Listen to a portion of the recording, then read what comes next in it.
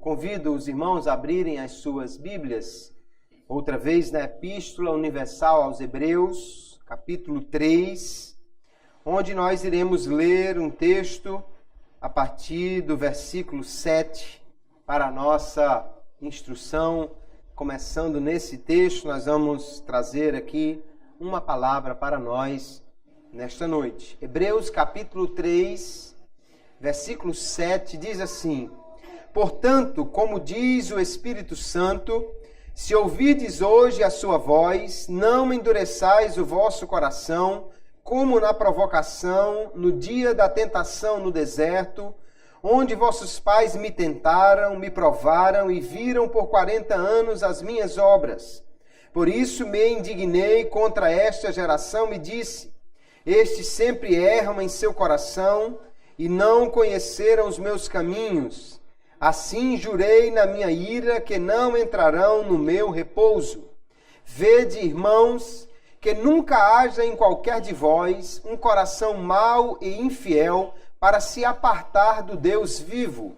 Antes, exortai-vos uns aos outros todos os dias, durante o tempo que se chama hoje, para que nenhum de vós se endureça pelo engano do pecado, porque nos tornamos participantes de Cristo, se retivermos firmemente o princípio da nossa confiança até ao fim.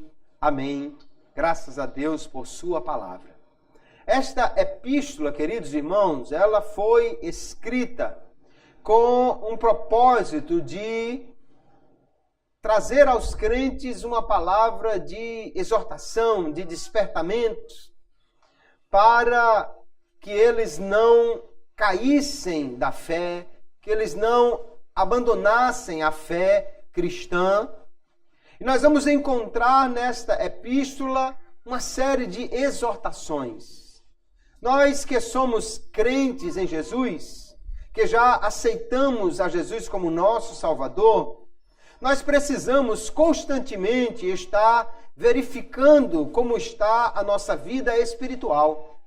A palavra de Deus muitas vezes vai dizer: examine-se o homem a si mesmo, provai para ver se você ainda está firme. Aquele que está em pé, olhe que não caia. Aquele que cuida está em pé, olhe que não caia. E na Epístola aos Hebreus nós vamos encontrar muitas dessas orientações. Veja aí, cuidado, olha lá, lembre-se disso. Vamos nesta noite, então, tomar estas exortações da Epístola aos Hebreus para nossa instrução sob o tema: não se afaste do Deus vivo. Vamos entender o que a palavra de Deus tem aqui nessa epístola para nós nesta noite. Primeiro, nós precisamos ver que esta epístola, nós não sabemos exatamente por quem foi escrita. Alguém pensa que foi por Paulo, outros pensam que pode ter sido Apolo, outros acham que pode ter sido um outro escritor.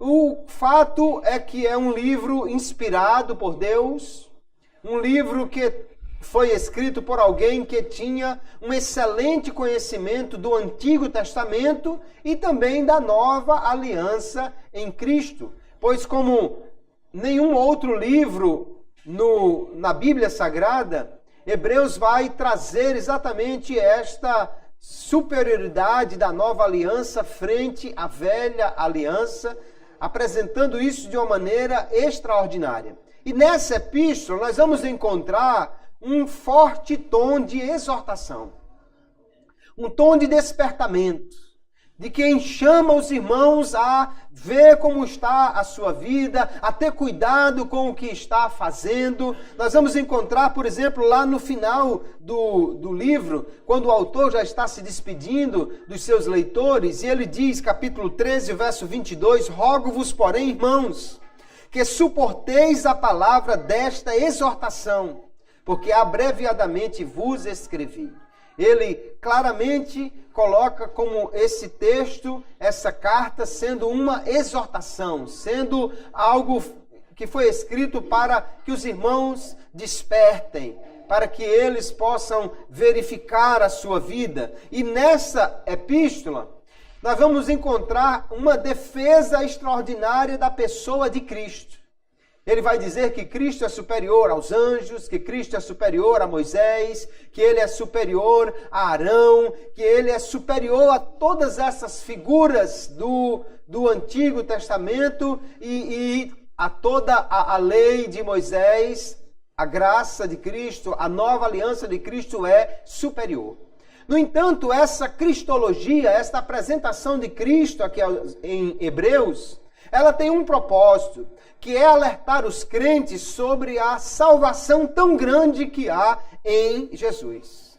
Então aqui ele não está somente defendendo a superioridade de Cristo, mas defendendo essa superioridade para os irmãos entenderem que não podem deixar Cristo, que não podem abandonar a fé em Cristo, porque não há outro que possa salvar como Ele. Não há outro que possa oferecer a vida eterna como Ele. Se nós não tivermos esta salvação em Cristo, em nenhum outro nós vamos encontrar.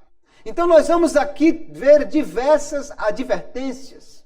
Nesta noite vamos nos concentrar em algumas delas. O autor parece que vai passando assim alguns degraus, como ele fosse falando desde as etapas mais simples, iniciais de um afastamento de Deus, até aquela etapa terrível onde alguém esteja completamente afastado da fé em Jesus. Então ele começa falando da negligência espiritual, depois vai falar do endurecimento do coração, da incredulidade, da indiferença, da indolência, do pecado voluntário e, por último, no grau de afastamento de Deus, a apostasia, que é a negação da fé. Apostasia é quando alguém nega totalmente a fé em Jesus, o seu poder, a salvação que ele tem para oferecer. Vamos olhar então algumas dessas advertências que nós encontramos aqui na Epístola aos Hebreus. Nós vemos já uma primeira advertência no capítulo 2, a partir do versículo 1, quando o autor alerta os cristãos contra a negligência espiritual.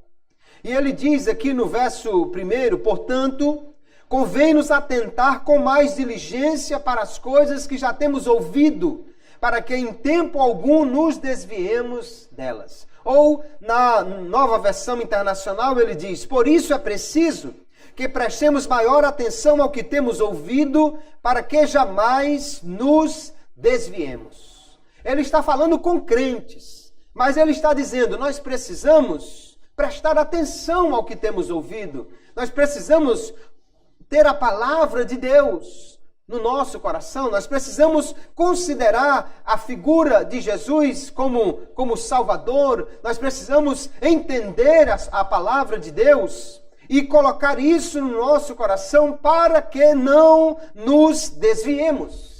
Veja que ele já está levantando aqui a possibilidade de alguém se desviar, de alguém se afastar. Mas para que isso não aconteça, ele diz, então é preciso prestar atenção. É preciso atentar para estas coisas que a palavra de Deus nos diz. Quando o crente não tem o cuidado de aprender a palavra de Deus, quando o crente negligencia essa necessidade de alimentar a sua alma com a palavra de Deus, ele começa a enfrentar um afastamento. Ele começa a ter uma fraqueza espiritual. Nós vamos encontrar aqui a palavra desviar, que tem um sentido como se um barco, ele não alcançasse o porto, ele não atracasse direito, porque o barqueiro é descuidado, preguiçoso, não está prestando atenção para onde está indo, não está atento ao que precisa fazer e quando viu, já passou direto do cais, já bateu no outro barco, já encalhou, já fez alguma coisa errada. É exatamente essa a figura que o escritor aos Hebreus está alertando aqui. O desviar aqui não é o desviar porque você não pôde fazer nada. Você foi impulsionado por uma força maior. Não, o desviar aqui é exatamente de alguém que por negligência, por descuido, por descaso, ele não prestou atenção, não levou em consideração, não achou que era importante e quando viu, já tinha feito alguma coisa errada. Nós vamos encontrar o mesmo tipo de noção, de ideia. A mesma palavra é utilizada lá na parábola de Jesus das bodas, do convite para as bodas. Quando ele diz que os convidados não quiseram vir à festa. O texto é de Mateus 22:5, que diz assim: porém eles, não fazendo caso, foram um para o seu campo, outro para o seu negócio.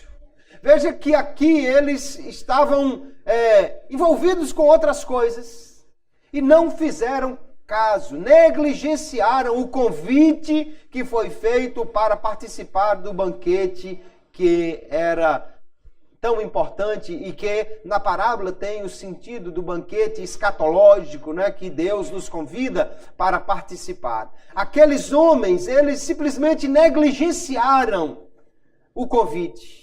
Aqui o escritor aos Hebreus está dizendo, não negligencie a palavra de Deus. Não negligencie o que você já tem ouvido.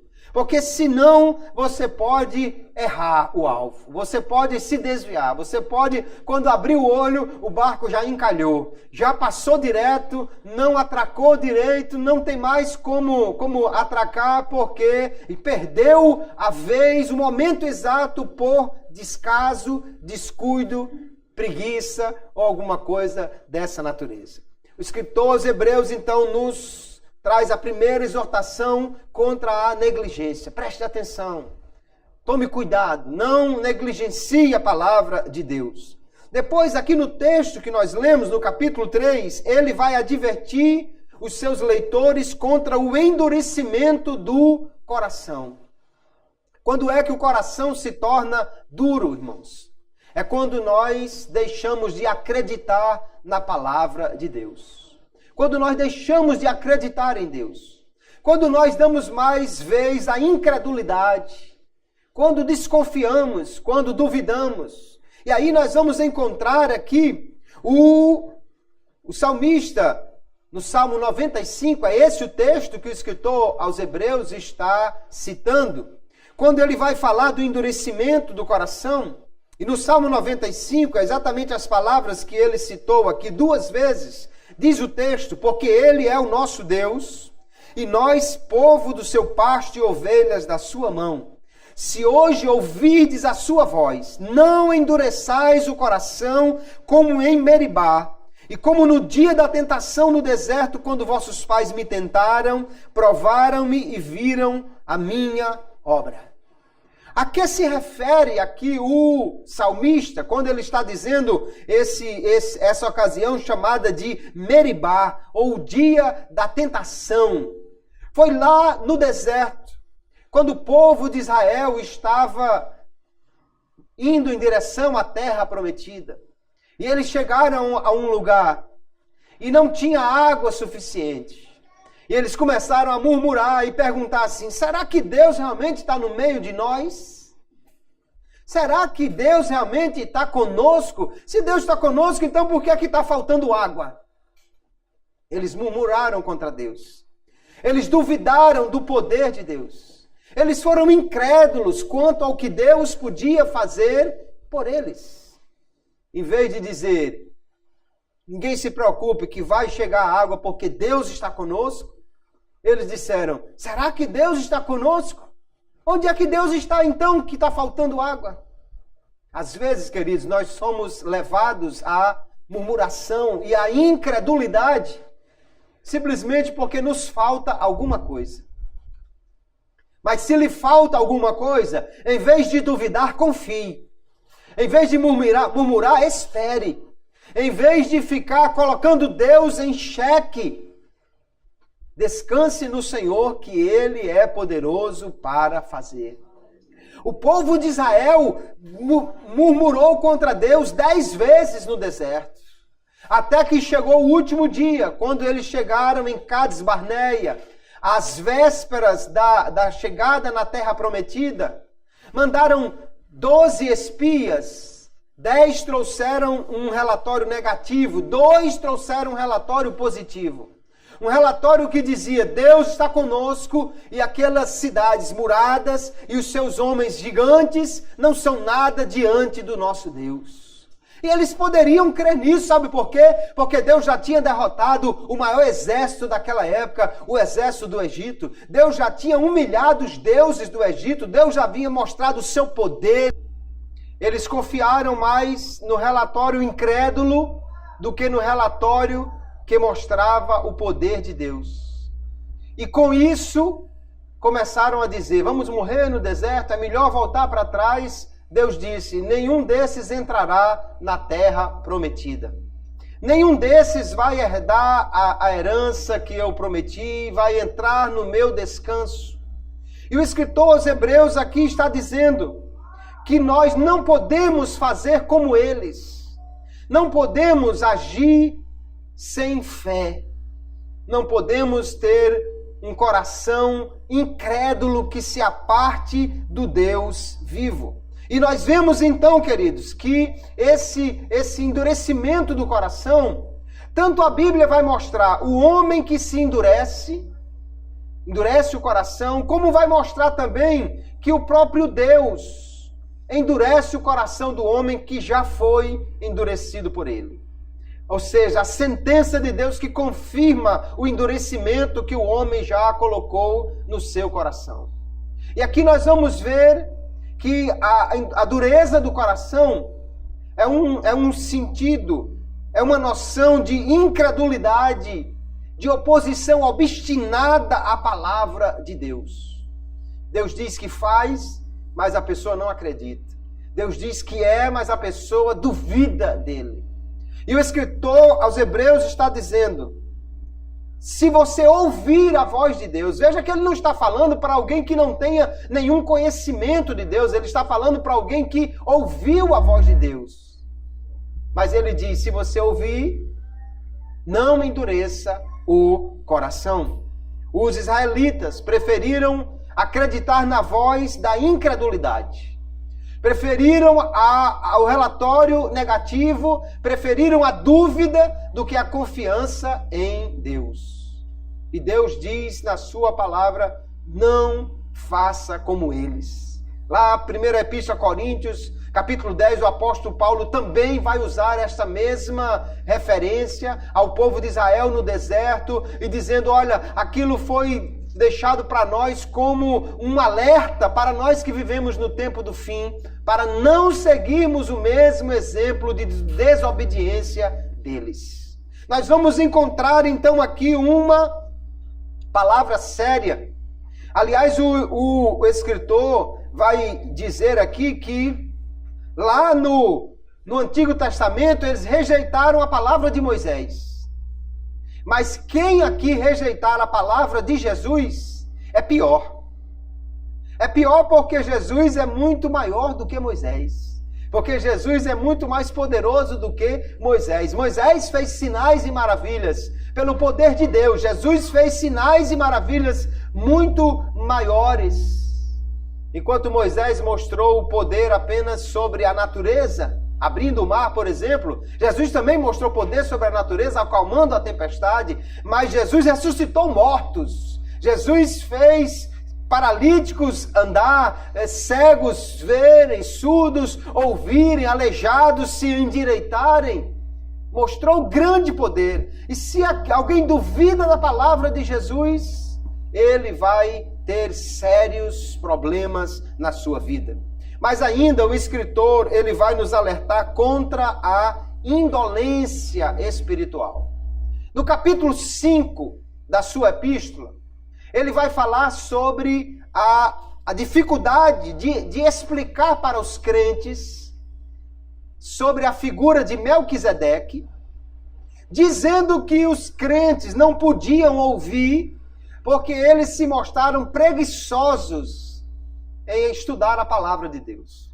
Ele diz, olha, no capítulo 5, Verso 12, vocês já deviam ser mestres pelo tempo, mas ainda necessitais de que torne a vos ensinar quais sejam os primeiros rudimentos das palavras de Deus. E ele diz que vocês precisam então de leite e não de mantimento sólido. Ele alerta que se o crente não se alimentar da palavra, se o crente não tiver disposição para aprender a palavra de Deus, ele vai ficar raquítico. Ele vai ficar um menino, quando já devia ser um adulto espiritual. E ele vai chegar então no capítulo 6, nesse alerta que ele faz contra a indiferença de quem não quer aprender a palavra, de quem não quer conhecer mais a Jesus e a sua palavra.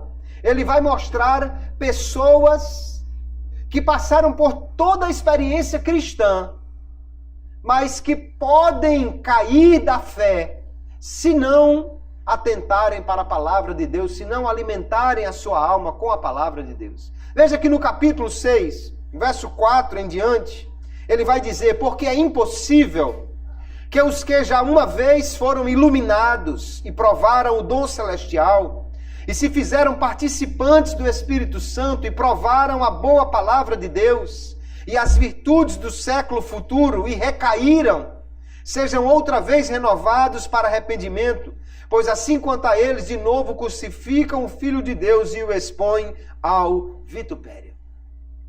Ele está falando de pessoas que são crentes.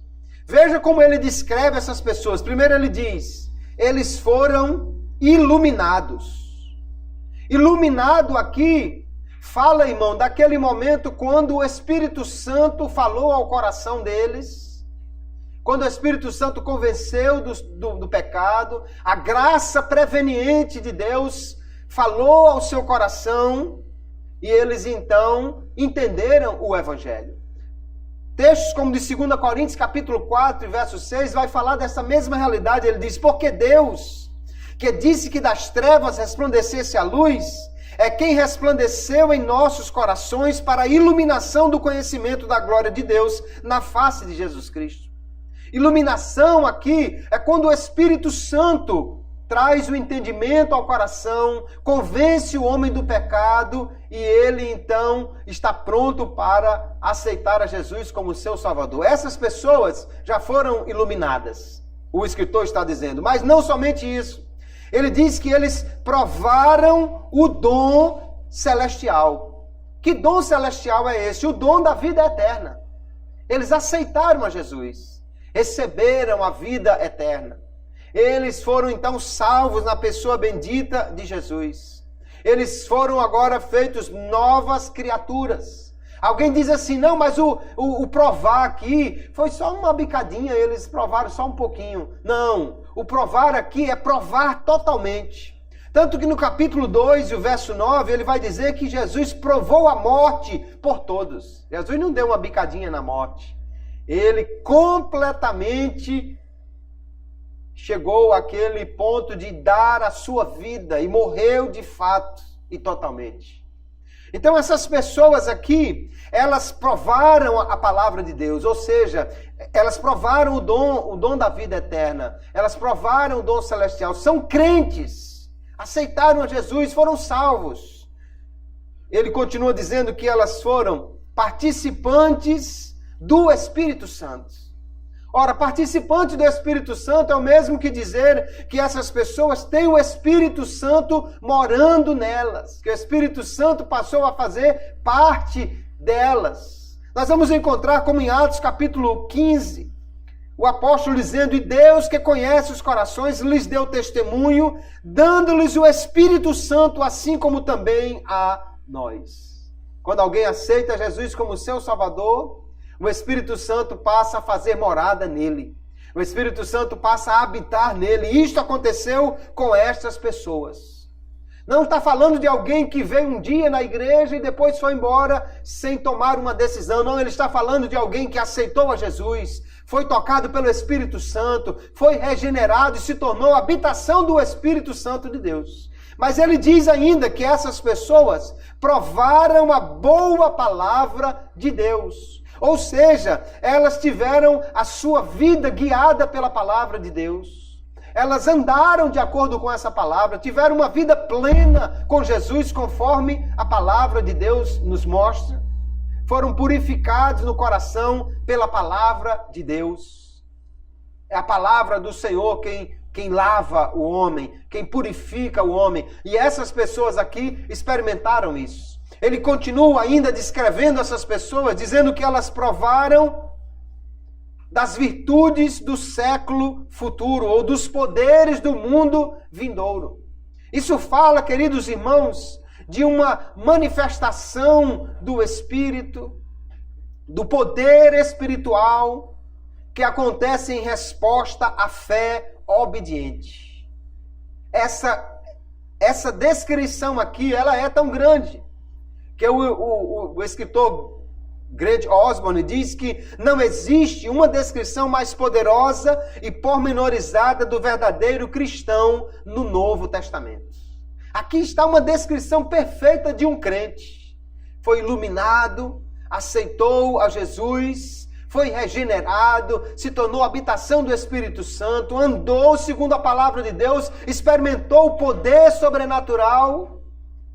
Mas ele diz: esses se recaírem, se esses caírem, é impossível que eles sejam renovados para o arrependimento. O que ele está dizendo aqui não é simplesmente de alguém que se desviou um dia, que se afastou um pouco, que parou na caminhada. Ele está falando de alguém que, apesar de ter experimentado todas estas coisas, ele caiu em apostasia deliberada. Ele negou a fé. Ele rejeitou o Filho de Deus. Tanto que ele diz que eles crucificaram de novo o Filho de Deus e o expuseram ao vitupério, à vergonha. É como se Jesus, com sua morte, não valesse nada para eles. É como se eles não tivessem nenhum respeito e nenhuma consideração pela morte de Jesus e pelo que ele fez na cruz por eles. E aí nós vemos, queridos irmãos, que se alguém rejeita a morte de Jesus por ele, onde está o perigo de alguém se afastar de Jesus? É porque quando alguém se desvia de Deus, ele está rejeitando a única coisa que pode salvá-lo. Quando alguém rejeita essa misericórdia de Deus que foi manifesta na cruz por Cristo, então é impossível que ele seja salvo. O que o escritor aos Hebreus está dizendo aqui não é que se alguém se afastar, se desviar um dia, ele não possa voltar. O que ele está dizendo é que se alguém negar a salvação em Jesus, se alguém se afastar totalmente dele e não quiser aceitar a misericórdia de Deus que foi revelada na cruz, ele não pode ser salvo de outra maneira. Nós vamos ver na Bíblia Sagrada, queridos, essa verdade expressa muitas vezes. O texto aqui fala de alguém que perdeu a única possibilidade de salvação que ele tinha. É como se um náufrago, alguém que naufragou de um navio, ele chegou numa ilha. E alguém então ofereceu uma canoa e disse: olha, a única coisa que tem aqui para você sair é essa canoa. Ah, não, mas eu não ando de canoa. Eu não gosto de canoa, nunca andei de canoa, nem quero. Eu não sou desse tipo de gente que anda em canoa. Então, não há outra opção. Ele nunca vai sair de lá. Por quê? Porque a única opção que tem é a canoa. Se ele rejeita a única opção que tem, então nunca vai sair. E é isso que o escritor aos Hebreus está dizendo. Se alguém rejeitar a Jesus, não pode ser salvo simplesmente porque não há outra opção. Nós vamos encontrar na Bíblia claramente esta verdade. Veja aqui lá em Atos capítulo 4, verso 12. Diz o texto: e em nenhum outro há salvação, porque também debaixo do céu nenhum outro nome há dado entre os homens, pelo qual devamos ser salvos. Salvação só há em Jesus. Se alguém rejeita a salvação de Jesus, não existe o plano B, não existe a outra opção, não existe outra saída. Jesus é a única opção. Então ele não está se referindo aqui a alguém que se desviou, alguém que fraquejou, mas alguém que apostatou da fé, que rejeitou voluntariamente a morte de Jesus, que maliciosamente rejeitou que Jesus tivesse morrido por ele para lhe resgatar, para lhe comprar. Nós vamos encontrar esse mesmo tipo de atitude na segunda epístola de Pedro, capítulo 2, quando ele diz, olha, também houve entre o povo falsos profetas, como entre vós haverá também falsos doutores, que introduzirão encobertamente heresias de perdição e negarão o Senhor que os resgatou, trazendo sobre si mesmos repentina perdição. Aqui Pedro está falando de alguém que estaria na igreja e que negaria que Jesus morreu para resgatá-los, que negaria a morte de Jesus, que rejeitaria que Cristo morreu por eles. E ele diz, esses trarão sobre si mesmos repentina perdição, porque não há salvação se não for em Jesus. Nós precisamos atentar para isso, é o que está dizendo o escritor da epístola aos Hebreus. E ainda ele vai chegar mais adiante, queridos, e vai nos alertar sobre a prática deliberada do pecado. No texto que nós lemos do capítulo 3, ele já começou dizendo que ninguém endureça o seu coração pelo pecado. No verso 13 ele diz que nenhum de vós se endureça pelo engano do pecado. O pecado afasta o homem de Deus. O pecado cega o homem. Quando ele se acostuma com o pecado, então ele começa a dizer, não, mas isso não tem nada a ver, isso não é problema nenhum, isso, muita gente também faz isso, e assim ele vai se acostumando com o pecado, e o pecado vai endurecendo o seu coração, e ele vai se afastando cada vez mais de Cristo. No capítulo 10, o verso 25 em diante, veja como diz aqui o escritor aos Hebreus. Ele vai falar de uma outra condição terrível que afasta o crente de Deus. E ele diz, não deixando a nossa congregação como é costume de alguns, antes admoestando-nos uns aos outros, e tanto mais quanto vedes que se vai aproximando aquele dia. Veja, queridos, que tem gente por aí, existe até um movimento aí chamado dos desigrejados, né? Alguém acha que não precisa ir a uma igreja, que não precisa se congregar, que pode ficar em casa, que pode ser crente assistindo a televisão, que pode ser crente fazendo campanha de oração pelo WhatsApp, ou assistindo vídeo no YouTube, ou qualquer coisa. Mas aqui o texto é muito claro. O escritor está dizendo, não deixando a nossa congregação como é costume de alguns. E ele diz, tanto mais quanto vedes que se vai aproximando aquele dia. Quanto mais vemos que Jesus está perto de voltar, mais nós devemos ir para a igreja. Essa é a ideia que ele está dizendo aqui. Quanto mais nós vemos que Jesus está voltando, então mais é a hora de estarmos no culto, de congregarmos, de estarmos juntos. Veja que ele diz que nós devemos aqui admoestar uns aos outros. Agora eu pergunto, como é que alguém pode trazer uma palavra de encorajamento para outro se ele está sozinho em casa e o outro está sozinho na casa dele e o outro está sozinho na outra casa? Como vai trazer uma palavra de encorajamento? Irmãos, há muitos textos bíblicos, muitos mandamentos que só podem ser cumpridos na comunhão dos santos na igreja. Ele manda orar uns pelos outros, encorajar uns aos outros, exortar uns aos outros, admoestar uns aos outros, levar as cargas uns dos outros. Como alguém pode fazer isso, cada um na sua casa? Nós precisamos congregar-nos, porque a igreja é o lugar que nós podemos edificar uns aos outros e todos sermos edificados na palavra de Deus. Mas ele continua, porque se pecarmos voluntariamente, depois de termos recebido o conhecimento da verdade, já não resta mais sacrifício pelos pecados, mas uma certa expectação horrível do juízo e ardor de fogo que há de devorar os adversários. Ele vai dizer que se alguém pecar voluntariamente, deliberadamente, ele não está falando de alguém que por descuido cometeu um engano. Ele está falando de alguém que peca, sabe que está pecando, mas está gostando de estar pecando e continua pecando. E ele diz, se alguém insiste nisso, irmãos, depois de ter recebido o conhecimento da verdade, Uma coisa é o pecador que não conhece a verdade. Outra coisa é o crente que já conhece a verdade e agora insiste no erro, no pecado. Ele diz, não resta mais sacrifício pelos pecados.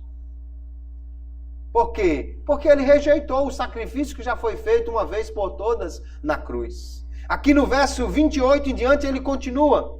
Quebrando alguém a lei de Moisés, morre sem misericórdia só pela palavra de 2 ou 3 testemunhas. De quanto maior castigo cuidais vós, será julgado merecedor aquele que pisar o Filho de Deus e tiver por profano o sangue do testamento com que foi santificado e fizer agravo ao Espírito da graça. Aqui ele vai falar exatamente do pecado deliberado que é a apostasia. De alguém que peca de uma maneira terrível contra o Senhor porque rejeita a sua salvação, rejeita o que Jesus tem para oferecer. E aí o que o escritor aos Hebreus está dizendo aqui, irmãos, é que rejeitar o único remédio para o pecado é se excluir totalmente de toda a esperança de salvação. Se alguém peca e rejeita a salvação por Jesus, então não tem como ele se salvar. Deus não tem um plano B. Deus só tem um plano que é o de alguém aceitar aquele que ele entregou para morrer por nós, que é o seu Filho Jesus. Então aqui o escritor aos Hebreus está alertando sobre uma prática contínua do pecado, sobre uma prática deliberada do pecado. Mas ninguém chega a isso, irmãos, sem primeiro se tornar negligente na fé. Sem primeiro se tornar preguiçoso para aprender a palavra, para buscar a Deus, para orar. Sem primeiro se tornar um coração duro pela incredulidade. Veja que o escritor aos Hebreus ele está falando de graus de afastamento. Ninguém simplesmente vira um apóstata da noite para o dia. Ninguém nega Jesus totalmente da noite para o dia. Ele começa lá atrás. Achou que não precisava mais ir à igreja. Achou que não precisava ler a Bíblia, achou que oração era perda de tempo, não tinha mais interesse em aprender a palavra, ele se tornou negligente quanto à sua vida espiritual, começou um pecadinho aqui, um pecadinho acolá, não tem nada a ver, e a vida é assim mesmo, e Jesus quer só o coração, e está tudo certo.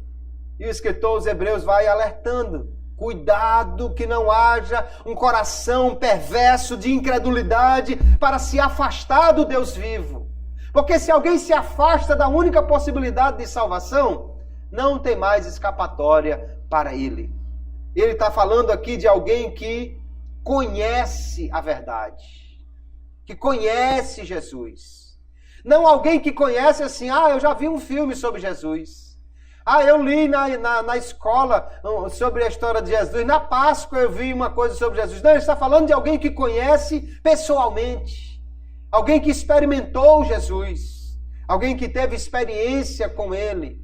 E a si mesmo se afastou aos poucos até chegar a uma vida de pecado deliberada. Para este não há salvação. Aqui nós vemos o terrível erro desse que se afastou totalmente de Jesus. Veja o que ele fez. Ele diz primeiro que ele calcou aos pés o Filho de Deus.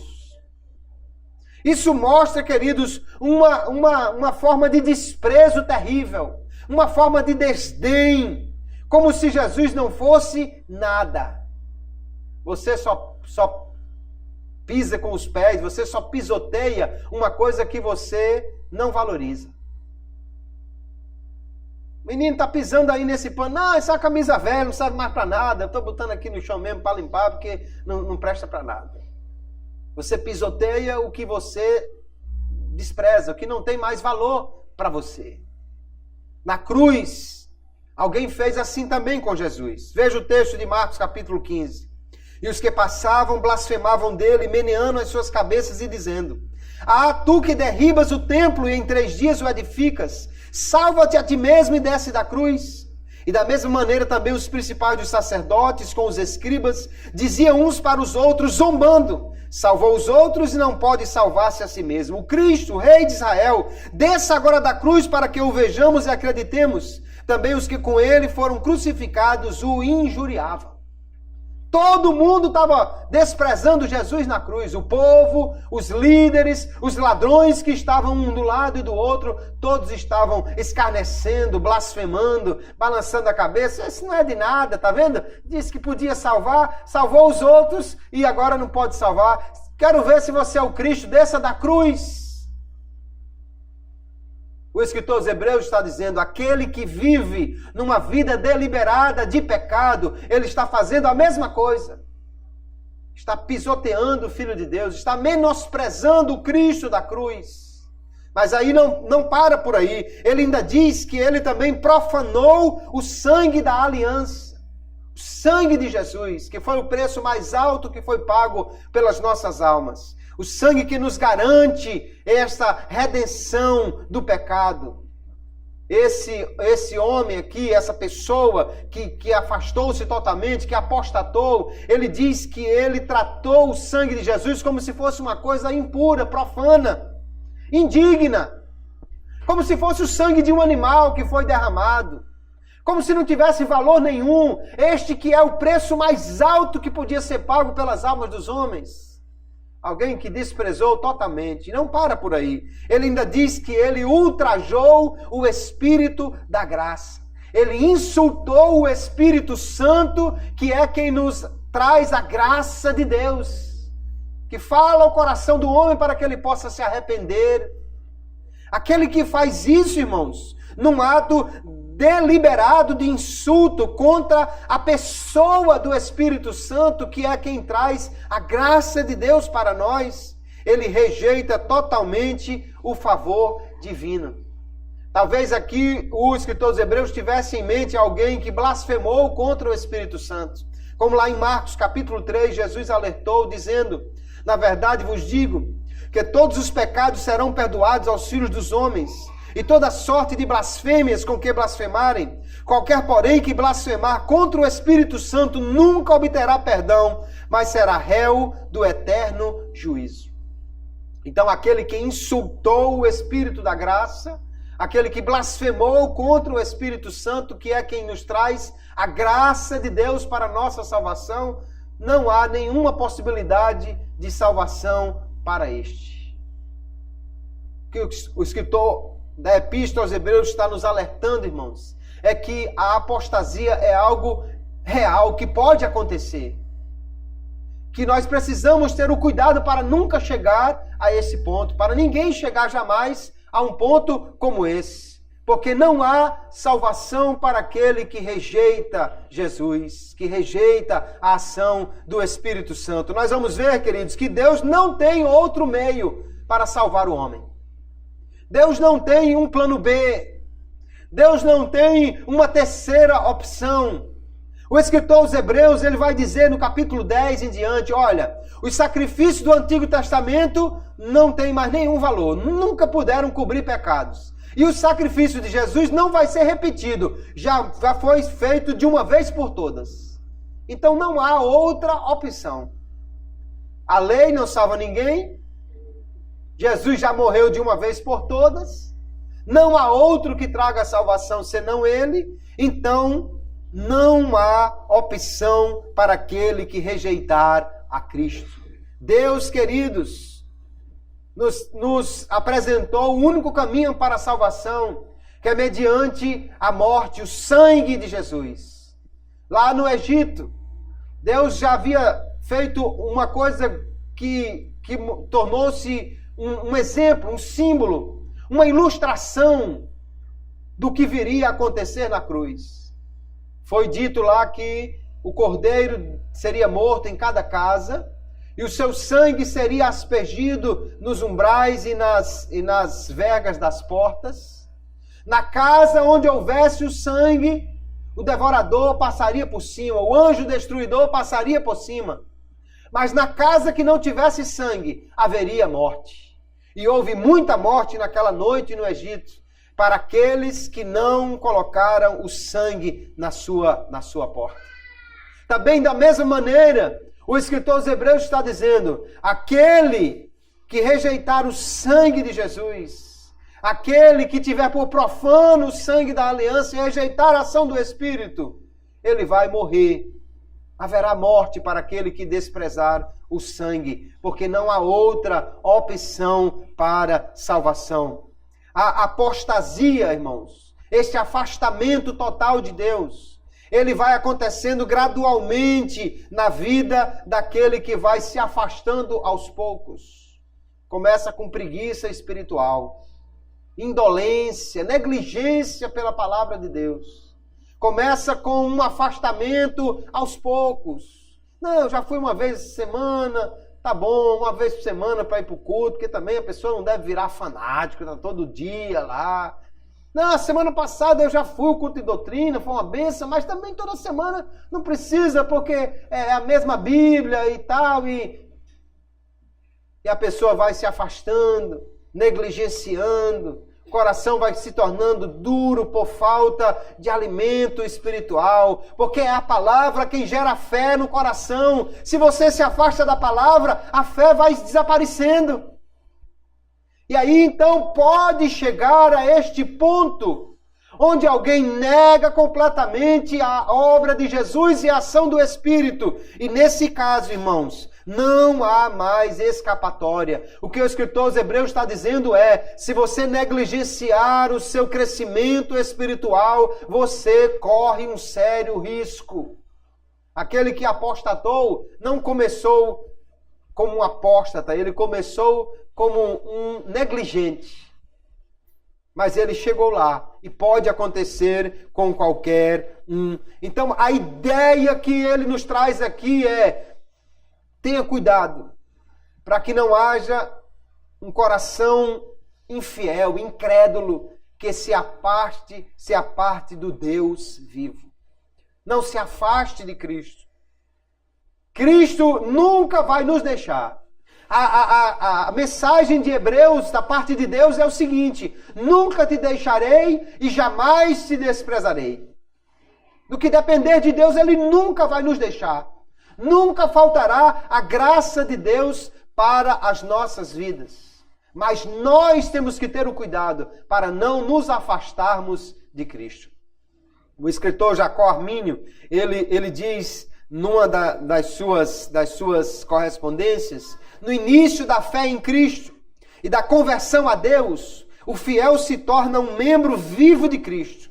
Se ele perseverar na fé de Cristo e mantiver uma boa consciência, permanecerá como um membro vivo. Mas se ele se tornar indolente, se não tiver cuidado consigo mesmo, se der lugar ao pecado, ele se torna passo a passo meio morto. E prosseguindo dessa maneira, por fim, ele morre inteiramente e deixa de ser um membro de Cristo. Aqui nós vemos exatamente isso que o escritor aos Hebreus está dizendo. Não deixe que o seu coração se endureça pelo pecado. Não se afaste do Deus vivo. Ele diz: porque nos tornamos participantes de Cristo. No verso 14, se retivermos firmemente o princípio da nossa confiança até ao fim. A salvação, irmão, não é para aquele que começa, é para aquele que vai até o fim. Jesus disse: aquele que perseverar até o fim será salvo. A vitória não é para quem começa uma corrida. Você já viu alguém entregar uma medalha a quem começou a corrida e parou no meio do caminho? Olha, você só completou metade da corrida, então você vai ganhar meia medalha. Não, não existe isso. Ninguém ganha medalha porque começou, porque foi até a metade. Não existe troféu para quem vai até a última curva e para. Só existe troféu para aquele que cruza a linha de chegada. Aleluia. Agora, para cruzar a linha de chegada, o escritor aos Hebreus vai dizer: tenha cuidado, olhe o seu coração, não seja negligente, não seja preguiçoso, não seja daqueles que negligenciam a palavra de Deus, o crescimento espiritual. Armínio está dizendo a mesma coisa. Não é que não haja graça, nem que alguém possa ser afastado pelo diabo. Não, é que alguém se afasta deliberadamente quando ele negligencia o seu crescimento espiritual. Então, queridos irmãos, nós temos aqui nesta epístola uma série de exortações. Só que é preciso tomar cuidado, porque a Epístola aos Hebreus não foi escrita para incrédulos. Ele não está falando para os ímpios. Ele está falando para crentes verdadeiros. Que ele vai dizer que foram chamados, iluminados. Ele vai dizer que eles foram participantes do Espírito Santo, da salvação. Ela foi escrita para verdadeiros cristãos, só que esses cristãos estavam em perigo de apostasia. Há o perigo de alguém afastar-se de Cristo? Sim. É só negligenciar a sua vida espiritual, começar a brincar com o pecado, se afastar da igreja, não cuidar do seu crescimento espiritual. Isso pode levar à morte espiritual. Nós vamos encontrar aqui esta figura de alguém que apostatou completamente da fé, desprezou a Cristo, desprezou o trabalho, a ação do Espírito Santo, menosprezou o sangue de Jesus. E você pode dizer assim, pastor, mas misericórdia, eu nunca vou chegar a isso. O escritor aos Hebreus está dizendo, então tenha cuidado, não seja negligente, não deixe de crescer espiritualmente, não se afaste de Cristo, veja o seu coração, alimente a sua alma, e aí sim você nunca chegará a esta apostasia. Mas se alguém menosprezar isso, irmãos, vai chegar lá sim. Eu acho interessante, porque alguém olha assim, essas figuras, essas pessoas importantes, conhecidas, famosas, que morreram nas drogas, ou que estão assim, verdadeiras caveiras ambulantes por causa das drogas, e alguém diz assim, misericórdia, eu nunca vou chegar a um ponto desse. Mas você sabe que elas disseram a mesma coisa? Você acha que alguém que morreu de overdose de droga, alguém que ficou uma verdadeira caveira por causa de droga, ela já provou a primeira vez uma droga dizendo, não, eu vou logo começar aqui, porque dentro de poucos anos eu vou morrer feito uma caveira? Não! Ele começou devagarinho, aos poucos, achou que não tinha problema. Não, que é isso, eu sei me controlar. Você acha que o alcoólatra que morre de cirrose hepática, ele tomou a primeira dose dizendo, vou começar agora, dentro de 10 anos no máximo eu estou morto com meu fígado acabado. Não, ele não pensava nisso. Ele começou dizendo, não, que é isso, eu bebo socialmente, é só uma dosezinha, eu não tenho problema com isso. Mas ele continua, e daqui a pouco vai piorando, e daqui a pouco, irmãos, eu já ouvi falar de gente que nem cachaça satisfazia mais, ele botava álcool puro para tomar. Roubava álcool até de carro para misturar com qualquer coisa e tomar. Da mesma forma, o cristão é alertado aqui pela palavra de Deus. Não se afaste do Deus vivo. Não negligencie a sua vida espiritual. Não deixe a sua congregação, mas valorize isso que você tem. A única solução, então, para o crente não chegar à apostasia é perseverar na fé e não rejeitar a graça de Deus. Lá no capítulo 12 ele vai falar que sem a santificação ninguém verá ao Senhor. Ele vai dizer, ninguém se prive da graça de Deus e não permita que nenhuma raiz de amargura brotando contamine o seu coração. Não permita isso. Todos os dias é preciso arrancar as ervas daninhas do coração e alimentá-la com o verdadeiro adubo da palavra de Deus para que possa crescer. Mas o autor aos Hebreus, ele não crê que os crentes vão se desviar, não. Ele vai dizer a eles, olha, amados, porém de vós nós esperamos coisas melhores e coisas que acompanham a salvação. Ele crê que eles vão perseverar. Porque a graça de Deus é suficiente para que você possa perseverar. Ele acredita que você pode perseverar, que eles podiam perseverar e que nós podemos perseverar. Mas o perigo é real. Se alguém não fizer o que precisa ser feito a tempo, poderá chegar até a esse ponto da apostasia. Mas o escritor aos Hebreus está dizendo, não rejeite aquele que lhe fala.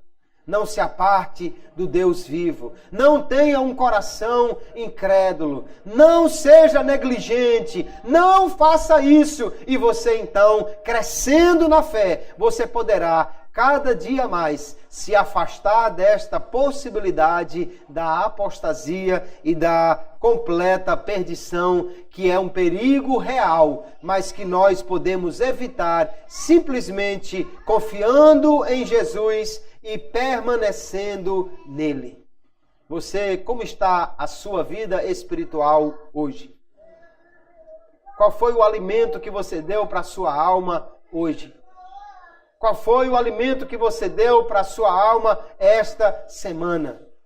Outro dia eu dizia aqui que tinha uma nova dieta muito interessante para apresentar aos irmãos. Uma dieta muito simples para quem quer perder peso. E alguns irmãos já ficaram com o olho brilhando. Ah, graças a Deus. É muito simples, irmão. Você vai comer só uma vez por semana. Aí todo mundo desistiu da dieta. Não dá, uma vez por semana eu vou morrer. Exatamente. E aí tem crentes que só vem no domingo. E às vezes até pula um domingo sim e outro não. Se o seu corpo morreria de inanição, se o seu corpo se tornaria fraco até morrer, se você alimentasse ele só uma vez por semana, o que você acha que acontecerá com o seu espírito se você fizer a mesma coisa? E o que dizer de gente que só alimenta o espírito uma vez por mês, quando vem à igreja e olhe, porque às vezes está na igreja, mas não está nem se alimentando. A advertência é séria. E a palavra de Deus nos diz, tenha cuidado com a sua vida espiritual.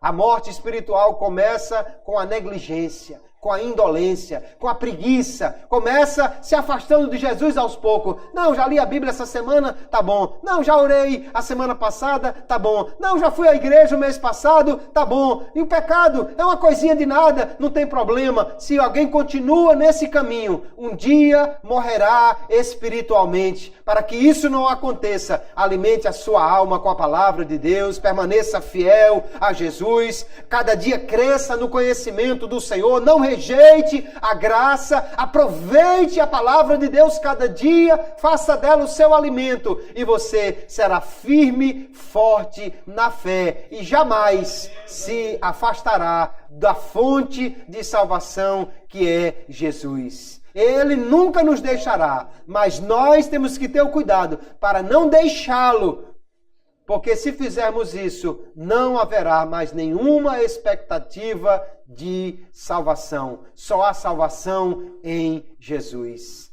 Amém, queridos?